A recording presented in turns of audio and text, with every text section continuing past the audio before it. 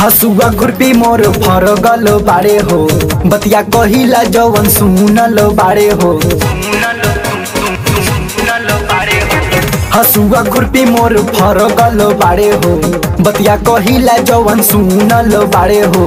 काटे कटावे के बात तू कर हम ना भुलाई हो।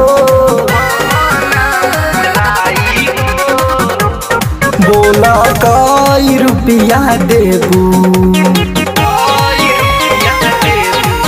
बोला कई रुपया देबू अपना गेहूं के कटाई।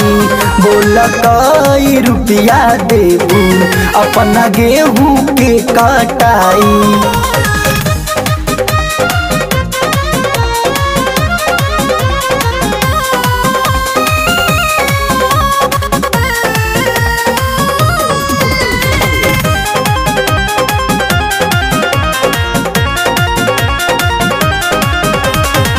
नाप के देबू की तौल के मांगिला हम खुद काद से। हजरिया नोट दे देबू हमके काटिला एक दाम से। नाप के देबू की तौल के मांगिला हम खुद काद से।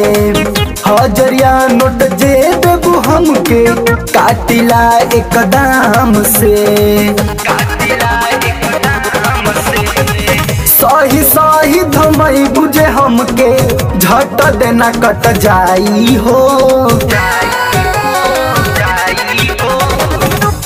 बोला कई रुपया देबू,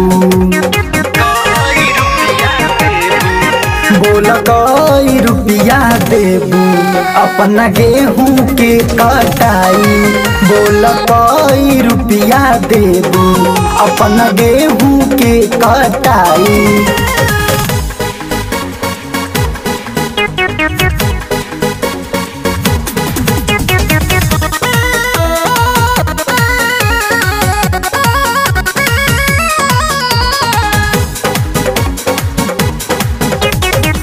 जल्दी गेहूं कटाई हो, हाथ न तो हर दुखाई हो।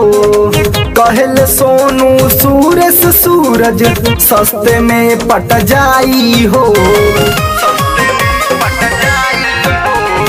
जल्दी गेहूं कटाई हो, हाथ न तो हर दुखाई हो।